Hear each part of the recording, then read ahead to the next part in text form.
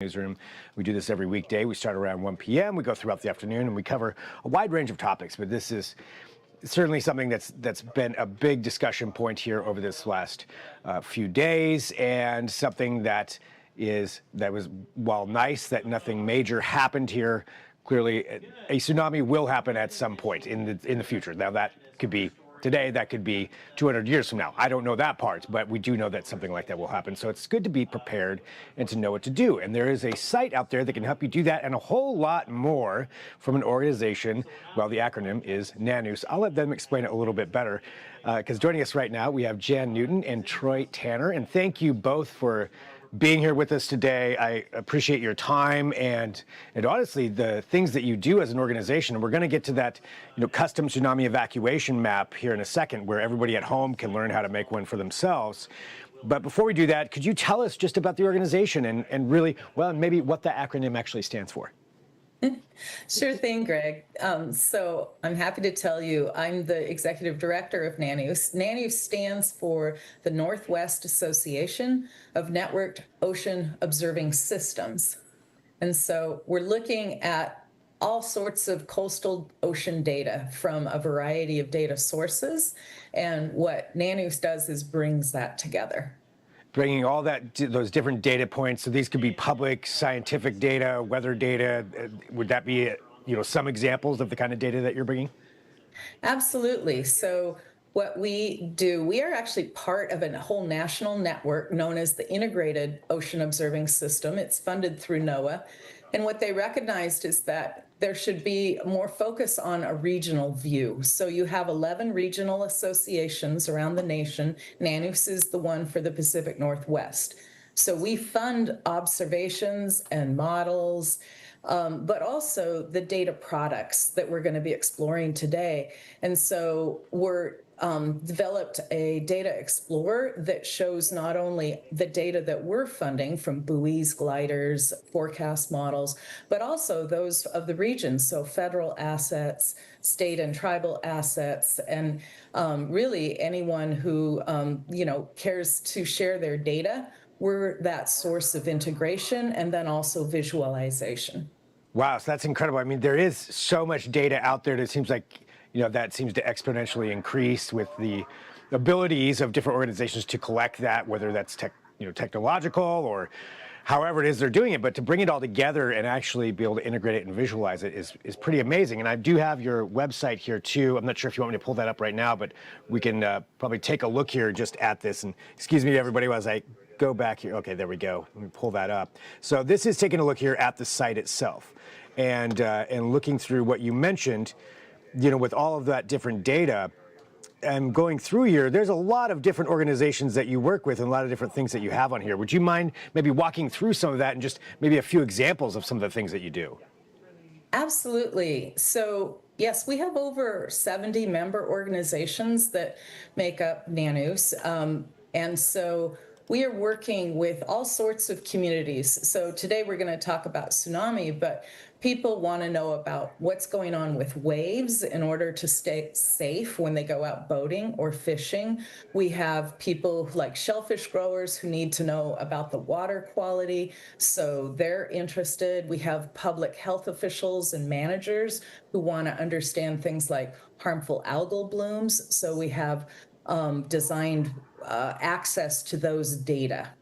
Wow, so they can go to this one source and go through all of these different data points, depending on whatever it is that they're looking at. So that's a lot of things. I could dig into each one of those things, quite honestly, but I know we're focusing on the tsunami here today, but I did want to just give everybody this overview. Anything else that you think is important just for people to know about this data that you're bringing together?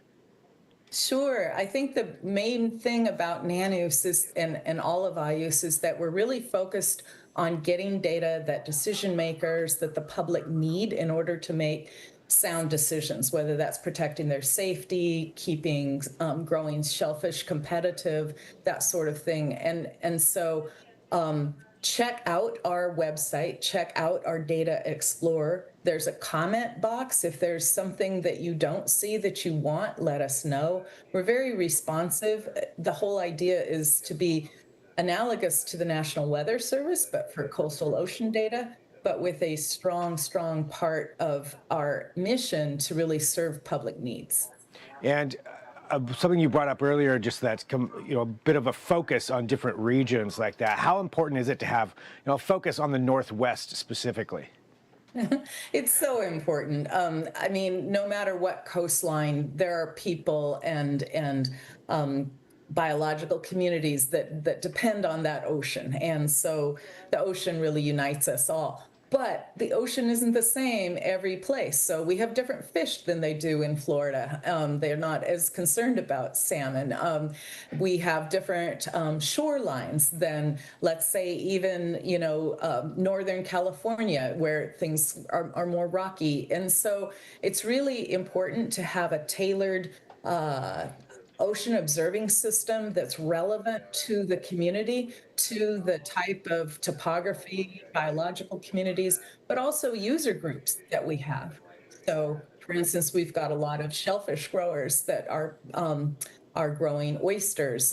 We've got a lot of tuna fishers off of the Oregon coast, and then you get into the estuaries. So focusing on the types of harmful algal blooms that we have in our region is really important. And these brilliant scientists have figured out when there's going to be more risk of an algal bloom. And so we have a bulletin that says, hey, these conditions are lining up, it's higher risk now.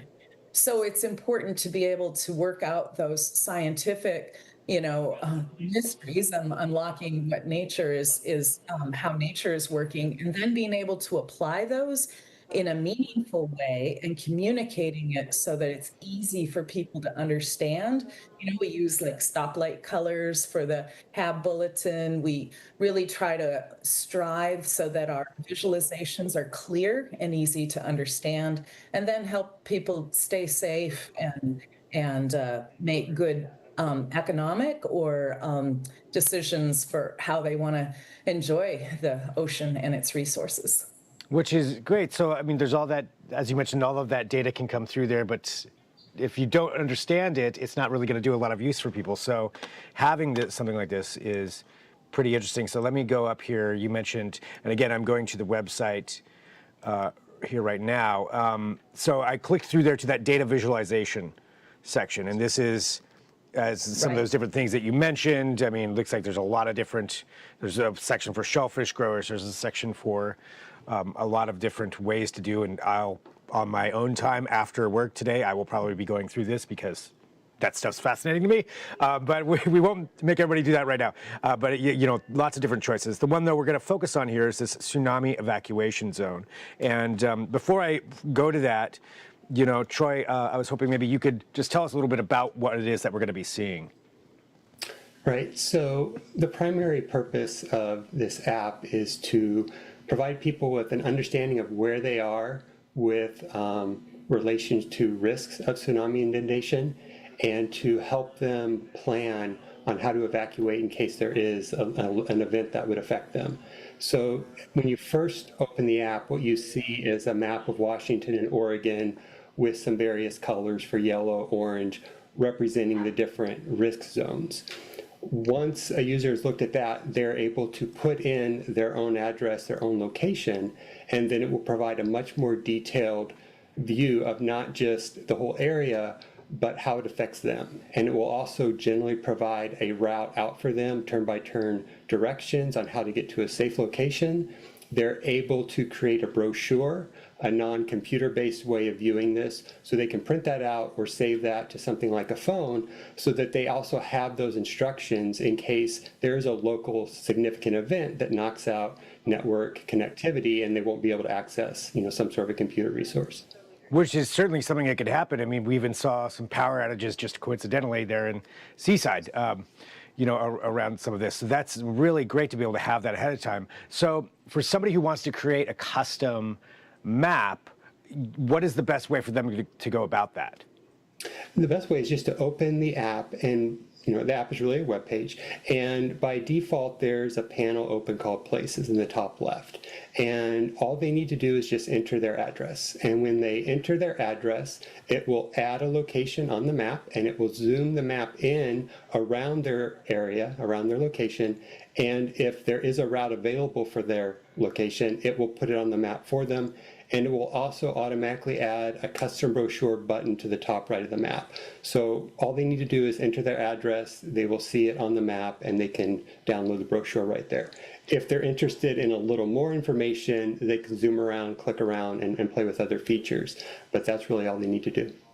And I've got this pulled up here just on the big screen so people can kind of see this. And I have been playing around with it myself. You can zoom in. This is something anybody can go and get access to. Zoom in all over, up and down the coast, and get information specifically if you know that area. But as you mentioned, the address, we pre-put an address in here for this one. So I typed that in.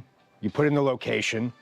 And this is what's going to show right up here is, these options for seeing the map right here and just seeing these different locations. There's an evacuation route, I'm assuming is what we're looking at, and all kinds of different things. You've got the bridges labeled here, some of the concerns there, that's something that could collapse, and then you've got this custom brochure. And so for everybody at home, this is, again, something that you can do, and there we go. So I just pressed the custom brochure button on there, publicly available. Go there, and there we go. So this is, correct me if I'm wrong, but this is really what we can do for any address that you put in, right? Yeah. Yeah, amazing. So something that everybody could take. And I was thinking about this as something that, if you're going to, I don't live at the Oregon coast. I mean, I would love to, but I don't live there, but I do frequent there, and I, will rent a place. And I'm thinking about, well, okay, if I'm going to rent a place, I could do this ahead of time and type in an address of where I'm going to be staying and then have that saved to my phone just in case. Is that kind of a good use case for that?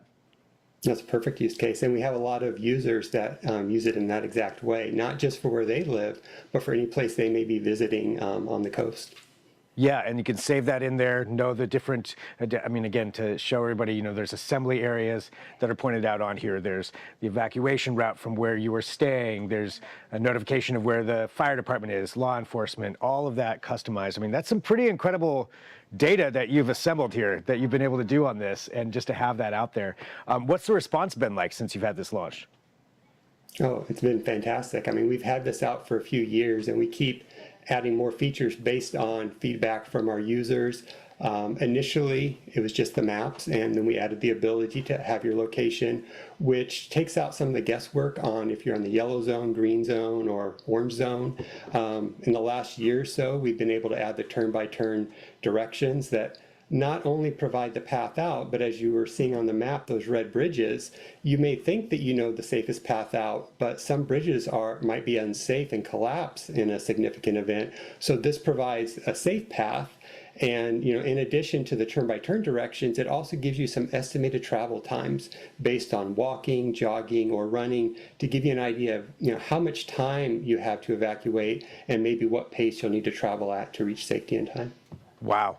That'd be so valuable, especially, in the event that something happens. As we were saying in the beginning, you don't know when that's going to be, but it's much better to just be prepared and have that. Anything else that you think is really important for people to know about? I mean, there's a lot that we could go into, but just to know even just about the tsunami preparation that people can be doing through the website.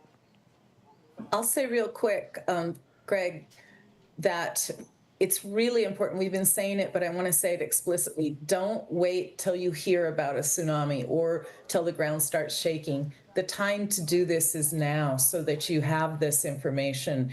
And, if it's your home or if it's where you're going to vacation, to do it ahead of time. That's so critical. The other thing I just want to say is that NANOOS works with partners. So we work with the state of Oregon, their Dogami agency, and a host of other folks, and you'll see all of that. But I just want to emphasize that this took a team to build all of this. But the public is part of that team. Yeah, I mean, that cooperation between all of these different organizations and the public, and as you mentioned, there's a way that the public can give feedback or ask for different things as well. Yeah, I'm really glad that I'm discovering this myself, and as you mentioned, it's been out for a few years, and a lot of us maybe haven't been thinking about that, and this is the time to do that, the time to think about having that, save it to your phone, save it to your device, print it out. I mean, and then you just have that, and you know what to do in those situations. So really, really valuable stuff. And I want to thank you both for joining me today too, to talk about it. I'm sure I'm probably going to have more questions. There might be some more segments I ask you to join for to go into some of this data and some of this different information. But I thank you for having some time with us today. I mean, and yeah, thanks. Thanks for putting this together. Thanks for having this available for people.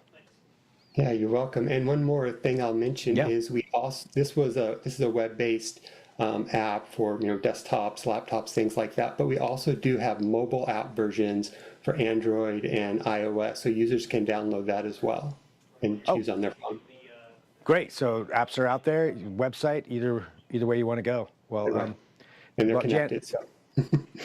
Perfect. Well, Jan, Troy, thank you very much for joining us today. I really appreciate your time. Yeah, one thing we haven't said is our website, www.nanoos.org. Find us there. That would probably be a good one to do. I thought we said that at the beginning. So thank you for reminding me of that. So NANOOS.org, NANOOS.org, NANOOS.org. That is where you can go and take a look at all of this stuff that we were just showing you and create your own custom evacuation map if you want to, and explore some of those other data visualization tools that are there on the site to learn about all that stuff. Thank you very much for being here on Fox 12 Now. Thank you so much.